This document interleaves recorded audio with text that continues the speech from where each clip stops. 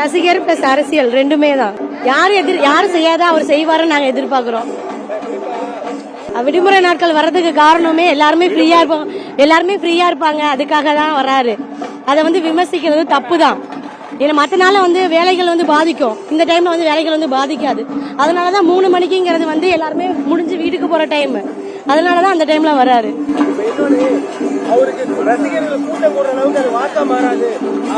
அது போய் கண்டிப்பா யங்ஸ்டர்ஸ் ஓட்டு கண்டிப்பா அவருக்கு தான் விழுகும். கண்டிப்பா ஓட்டு சிதையும். இந்த வாட்டி எலெக்ஷன்ல கண்டிப்பா ஓட்டு 100க்கு 100% உறுதி.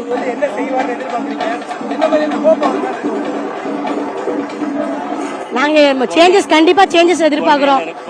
கொள்கையில இருந்து சரி, எல்லா விஷயங்களும் சரி, கண்டிப்பா சேஞ்சஸ் இருக்கும் நாங்க எதிர்பார்க்கிறோம். அரசியல் மேடையில எல்லாருமே இப்படிதான் ஆரம்பிச்சிருக்காங்க.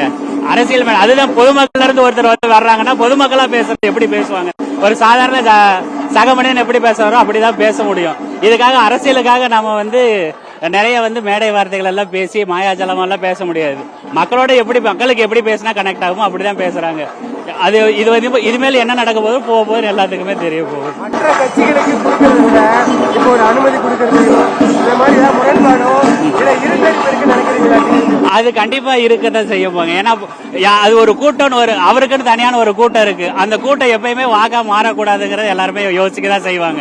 அந்த கூட்டத்தை பத்தி எல்லாத்துக்குமே தெரியும். அந்த கூட்டம் வாக்கா மாறிடுச்சுன்னா என்ன நடக்க போகுங்கிறது. அதனால எல்லாத்துக்குமே அந்த கூட்டம் வாக்கா மாறிச்சுன்னா இந்த அடுத்த 26ல அவருக்கு அதுதான் நிக்க போறாரு. 26ல அவர் பாதிக்கு மேல நிறைய தொகுதி அவர் ஜெயிக்க தான் போறாரு. அந்த கூட்டம் கேப்டிவ் ஆகக்கூடாதுங்கிறதா எல்லாருமே யோசிப்பாங்க. ஆளுங்கட்சிக்குங்கிற மெசேஜ் இல்ல, ஆளுங்கட்சிக்கு இல்ல, புதுசா கட்சி ஆரம்பிச்சுட்டு வரும் பொழுது எல்லாத்தையுமே அந்த மாதிரி தடுக்க முடியாது. இப்ப கட்சி ஆரம்பிச்சிருக்காருன்னா அது எல்லாத்துக்கும் உண்டான அது தனிமனித உரிமை தான் சொல்ல முடியும். நீங்க கட்சி ஆரம்பிக்க கூடாது, நீ கட்சி ஆரம்பிச்சதுனாலயே நீ பேசுறதெல்லாம் தப்புங்கிற மாதிரி யாரும் சொல்ல முடியாது. அவர் எல்லாத்துக்கும் இருக்கிறது. நமக்கு இருக்கிற வாய்ஸ் அவர் ரெப்ரசன்டேட்டிவா அவரு அங்க பேசுவார் நமக்கு. ஆமா இல்ல, திமுக அதிமுக இதெல்லாம் இருக்கு. திமுக அதிமுக எல்லாமே கொள்கையில இருக்குன்னு சொல்றாங்க. ஆனா அந்த கொள்கையெல்லாம் அவங்க எல்லாமே கண்டுபிடிச்சாங்கன்னு பாக்குறீங்களான்னு எனக்கு தெரியல. ஏன்னா இப்ப இவங்க சமூக நீதி பேசுறாங்க.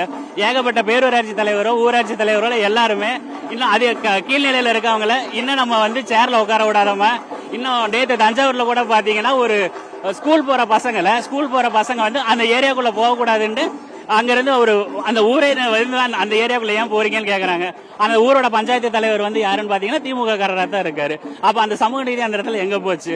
அப்ப அந்த கேப் எல்லாம் யாராவது ஃபில் பண்ணணும்ல. அந்த ஃபில் பண்றதுக்கு அவங்க தவறிட்டாங்க. அதை நாங்க பண்ண போறோம்னு சொல்றோம். நாங்க கண்டிப்பா எங்க 2020 எங்களோட தான், 2026 எங்களோடது தான். அதுக்கப்புறமும் நாங்க தான் வர்ணிப்போம். செய்திகளை உடனுக்குடனும் துல்லியமாகவும் தெரிந்து கொள்ள சப்ஸ்கிரைப் பண்ணுங்க.